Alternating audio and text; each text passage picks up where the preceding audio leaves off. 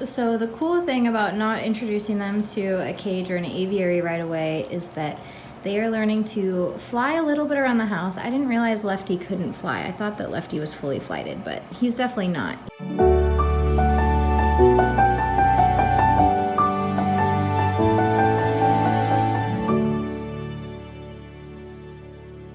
He flies down. Touche, who's incredibly clipped, is flying way better than Lefty. He's doing circles and everything. It's pretty impressive. So I'm teaching them to get their food and water on these various stands. I have a few others around here as well. And they're learning to fly around. Well, the cool thing is though, even though we don't have much of a relationship yet, because this is only day 2, when they fly around and land on the floor or land somewhere that they don't want to be, they easily step up to us and we can hang out with them and transport them back to where they actually want to be. And so it's allowing us to associate ourselves positively for these guys, which is really, really cool. And I'm really happy about it. And it's doing it for all of us. So not only just me, but Capri and Dave, we're all able to kind of do that with them and take them around and help them from places that they don't necessarily want to be, since they don't have the full ability to fly up right now. So a lot of times they end up down on the ground or on the furniture, and we can go over there after a little bit and pick them up and take them back to where they want to be. So why the heck do I teach a bird to touch the end of the stick first thing? I teach targeting or touch training to form a way of a language between me and the bird. And it's a very non-invasive training technique because I'm not using my hands, I'm not coming into the bird's bubble in a way that would scare it. And so I love targeting because it's a hands-off approach that everybody can use.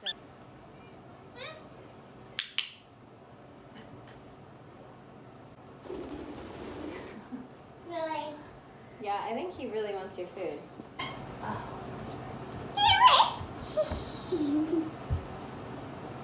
Are you going by again? Just grabbing this. Okay. And do it again. Good job.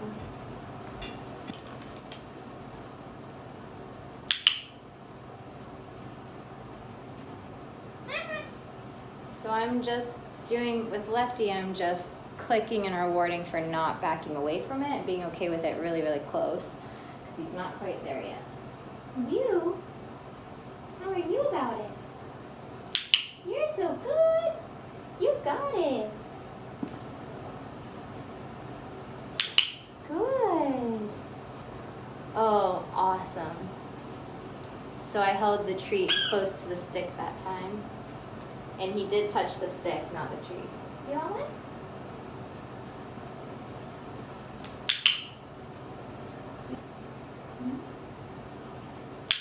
Good. Good job. Lefty. Good job. Good job. You want to do it?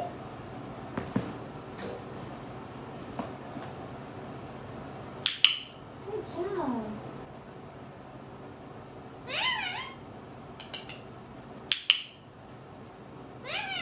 Easy, right? No? No?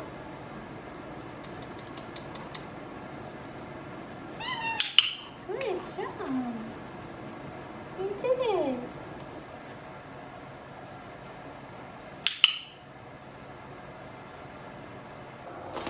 Oh! You're scared? Alright, let's try some treats. Good.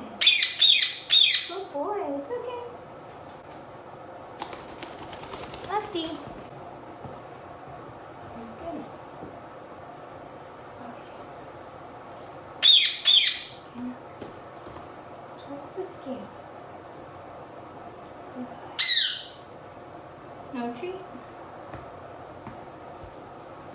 As most of you know who have followed me for a while, I find it particularly important to be weighing your bird daily, especially when you first bring home a brand new bird.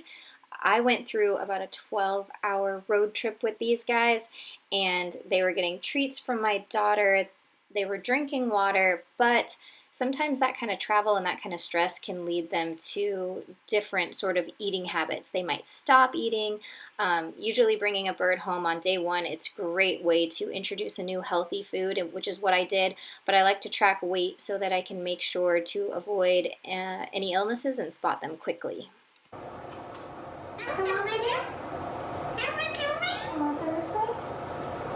It's okay. No. Come on. Non-hand. It's okay. Ready? Ready? Good job. Good job. Entry? No? You don't like those, right? I need to get you some nuts. As you guys probably noticed, and if you remember from day one, Lefty does not appreciate seeds as a treat. He actually prefers nuts, and I kept forgetting because Touche prefers seeds, so my brain. Just my brain. So cute. Hey guys, so I know that you're super excited to get this update on Lefty. Now, what I expected based off what I had been told about Lefty, how aggressive he was, how he was uninterested in interacting with people as a whole, I was expecting this aggressive bird to either stay in the travel carrier day one and refuse to come out without lunging, or a bird that would come rushing out and be ready to bite me. And I didn't get either of those responses. And honestly, ever since Lefty has been here, he's been not aggressive. It actually spooked me a little bit because I thought, maybe he's sick. Maybe he's not feeling well. Maybe something's wrong. I'm not gonna lie, I panicked about his lifespan a little bit because I started thinking, like, how long do Quakers usually live in captivity and as pets? And I looked it up, and the first thing that came up was like 15 to 20 years, and Lefty is 16, so I was like, oh my gosh, and I panicked. And then of course I was weighing him every single day and doing that whole thing, and he was just so cooperative. He's so tolerant, and although with me, he definitely does like his little bit of, I would almost call it hissing. It's not quite like a cockatiel hiss, but it's like a, like an exertion of air that's like telling you, it's kind of a warning to back off, get away from me. And so I was trying my best to just completely respect him and go at his pace.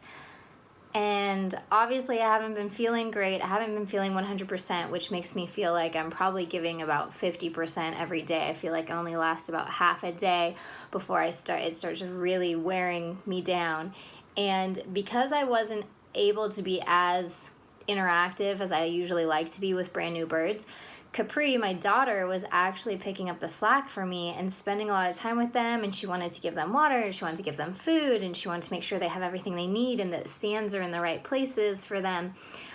Anytime they were flying or going off somewhere or getting scared by something and ending up somewhere in the house, she was the first one there to pick them up and help them. And literally, I don't know what she did, you guys. I almost feel like Lefty picked her. In a sense, and for those of you that have ever been picked by a bird, you know what I'm talking about. This bird, I don't know what happened. One day she's like, hey mom, look. And I came over and she was on the couch sitting with Lefty in her lap, kind of like up here though a little bit, but she was hunched or slouched a little bit. So she was like super comfy on the couch and she was petting him. And I was just like, what? What'd you do? What happened? Ever since that moment, Capri has pretty much deemed Lefty as her bird, as the cuddliest, sweetest bird.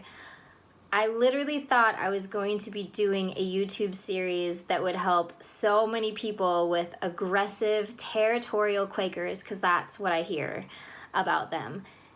And here I am, and I have this bird that is so sweet. None of us have been bit by him. And Capri has taken him outside to the batting net because we thought, oh, what a great way to spend time with him outside. I originally wanted to net in my porch, but I started the process, got overwhelmed within about 0.5 seconds, realized it wasn't gonna work. started looking up aviaries, realized I have a bunch of aviaries. Why do I need to spend money on one that can go on the porch? I even have an extra cage right now in my garage that I could disassemble and reassemble on the porch, which I'm sure my husband is dying to do. And honestly, what ended up happening is I thought, Lefty reacted and responded so well in the batting cage. He seemed so happy to be outside in the sunshine, and his feathers looked so much better. I don't know if you guys can tell, but he looks gloomy and bland and like shady kind of indoors. His feathering, especially like the stuff right on the back of his neck, kind of where it goes from his neck to his back, it just doesn't look ideal. I want his feathers to just shine and be bright with color and be more vibrant. And he's very receptive to bathing, but I've been thinking, like, I think he needs sunlight. Like, sunlight needs to work its magic on this bird's plumage. So that in a healthier diet, I think, is amazing, which is the stuff that I do from day one. So I made the natural feeding system with Lefty and Touche around so they could taste test everything and take part. The cool thing about the natural feeding system that's like a pro and a con. It's awesome because it takes a while, so you have a lot of time to incorporate your bird into making it, and when a bird thinks they're not supposed to get into something, they usually really like getting into it. And so making this with your bird is kind of fun because they'll take part. And sometimes they tend to slow you down, but Lefty and Touche were really cool about it and did a lot of taste testing and really got in on it, and Lefty especially, and it really made me super happy. So they got to be a part of that process. I made the natural feeding system for them. This is like the breakfast meal, and then pellets are the rest of the day.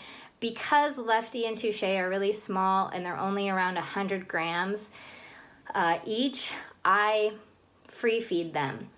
So I give them the natural feeding system, but then I also give them pellets a while later, and they have pellets the rest of the day.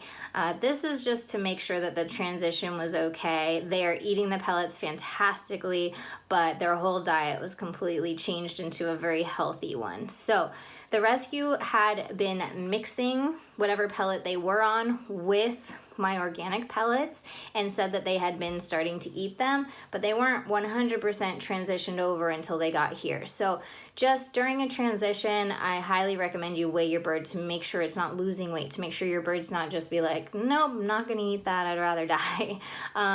Just be really careful, because some birds will get extremely picky while others will just take to it really easily. I haven't had problems before, but I still get paranoid about it for whatever reason, especially with a like a lighter, smaller bird. So yeah, making the natural feeding system with them was super fun. Taking Lefty into the batting cage was a game changer for me. It just let me know that he's more relaxed. Not that he wasn't a little bit flighty and a little bit nervous every now and then, but he's way more relaxed outside than Touche. I decided that I actually wanted to leave and go somewhere. Now I realized that keeping birds cageless isn't really possible for a lot of people for a lot of reasons. You know, just the fact that people prefer to cook, people prefer to leave the house. I was able to test this theory and leave them cageless for about the first week because of my patrons, because they made it possible for me to devote 100% into my project birds. So I got to stay home with them. I got to make sure that somebody was always home to make sure that, you know, they were always safe and nothing was the matter. And it worked really great, and I'm really glad that I did it. I've never done it before. I can't really explain why I chose to do it this time. It was more so out of the whole thing of people saying that these types of species of birds, as far as the Indian ringneck and the Quaker parrot, are territorial of their cages, and I didn't want to have to deal with that immediately. I wanted to avoid that at all costs. I think aviaries do a great job at avoiding cage territorialism, because you literally are walking them into an aviary. It's a lot different than the fact of you can't fit in their cage. When you actually walk in and you're in their space quite constantly, it really changes it up. Also for our birds, for those of you unaware, we rotate them. So there's no JINX's aviary or ROCKO's aviary. It's everybody's aviaries. So they switch all the time. I just move them around. The only thing that stays consistent is JINX has to have a lock on his, which you'll find out why when you see his reaction video to seeing Morgan again. So if you aren't already aware of JINX's shenanigans. So yeah, I'm really happy with the progress. I don't feel rushed any longer. I'm really taking my time and I'm relaxing through the whole process. I felt very guilty for feeling sick and off my game and not giving enough. And I'm realizing that what we have to give in the moment that we give it is enough, and that's just the process that it's going to be. And maybe that relates to people that maybe get a bird when they're not feeling great or when their schedule's different or whatever. Hopefully people can relate to that. I'm super pleased that my daughter is playing such a huge role in this. She is very hands-on with both birds. And I do reel her in every now and then. I say, have you given them a break?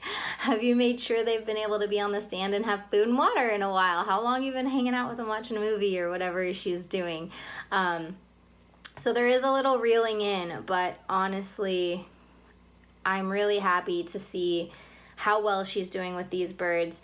And I feel like they're teaching her in a way just as much as she's teaching them, but I'm really letting them set the boundaries for her. You know, if she goes too far, she understands that if she pushes a bird to the point where it has to do what she wants it to do versus what it wants to do, she's most likely going to get bit, which is what has taught her respect in the past for birds. She understands that there's a consequence to forcing an animal, which I love that she understands the consequence, because the consequence sucks. Nobody wants to get bit. It hurts, especially kids. You know, that's how they develop fear from a lot of animals, is getting bit or getting hurt by an animal. But in this circumstance, she knows she's been bit by our birds for pushing too much and pushing what she wants on them. And so I feel like she has a very healthy respect for these birds and isn't overdoing it, but she's definitely pushing their limitations as far as she's pushing them just outside their comfort zone, and then they're adapting to that, and it's a really good, healthy progression. I'm super proud. I'm super proud of her. It's been so cool to see. I feel like Capri deserves all the credit for Lefty. She's doing everything with him. He is clearly her bird. It's adorable. My goal with him is to make sure that he's just eating and continuing to eat the healthiest foods, that he is getting lots of outdoor time from this point forward, now that I know it doesn't overwhelm him and that he enjoys it, that he's getting daily baths, and I just want to see his plumage and the difference. I need to make sure I take some before and after photos, but I feel like the transformation in his health is going to be the biggest thing, and then I think we'll also see a personality difference because he'll be feeling better and acting better in that respect. So this journey is going to be a lot more relaxed on the training side of things. A lot of the time I start kind of trick training right away and doing that whole thing, but honestly I feel like these two birds just need more socialization, more interaction, more stimulation, and to focus more on the health side of things versus forming a super strong bond. I think that's just going to happen from offering them these amazing environments, I guess, that's going to be totally new to them. So I'm really, really excited, and I can't wait to introduce them to new people, and I can't wait for the quarantine time to be over, the 30 days, because, you know, originally I had planned on waiting that 30 days, having them cageless for 30 days. Oh my Lord. And then transitioning them into the garage aviaries, which the garage door is wide open, so it's kind of like outdoor aviaries, but a lot more protected because it's 3/4 enclosed. And I thought that would be a great transition before going outside, but honestly, they skipped a bunch of the middle stuff, and they're just outside, and they're loving it, and I couldn't be happier. So I'm really excited to share more progress with you guys. I just want you guys to be aware that I'm taking this one a little bit slow. I'm just kind of taking it by what it seems, and that's a pretty chill pace. So yeah, we're getting there, but we're we're going at their pace, and it's really cool. So if there's anything that you guys feel that I should be doing or want to know if I have plans to do, or concerns you have with these types of species, any questions, I would love to see them and read them in the comments so I know what kind of stuff I can do with these birds to help dispel any myths about these certain types of species, and how to work through certain behavioral things, because I realize the cageless lifestyle isn't for everyone. I do know people that do it like normal, as a normal thing. And I'm having fun with it. I'm not gonna lie, I'm having a lot of fun with it. But I think it'll be a game changer when these two birds are fully flighted, capable, confident birds. Right now they lack quite a bit of confidence, and so they aren't just like going around the house like crazy. It doesn't look like that. They're pretty chill birds. They definitely come and join me in certain rooms and join certain people in certain rooms and want to hang out, but it's not like you're constantly going and retrieving birds by any means. So I think that this is a phase that's working for right now with where we're at, but I actually hope it doesn't work long term, because I want to see these guys grow into just confident, crazy little buggers. Again, these videos would not be possible without my patrons over at my Patreon, so thank you guys again for making it possible for me to try completely different techniques that I wouldn't normally be able to try, like this cageless lifestyle. This has been so much fun, and I feel really blessed that I was able to do it this way for so long, and I'm going to continue with it for a while. So as long as the birds are inside, they're going to be cageless, at least for this initial 30 days of quarantine, and then honestly I'll be putting them outdoors more often. But this has been really fun, so thank you again to my patrons. It's so cool that you guys have made this possible. I feel incredibly blessed and grateful, and I think Capri is probably having the most fun about this. So if she knew what Patreon was and could thank you guys, I'm sure she would, because she's loving interacting with these guys and sharing it with all of you.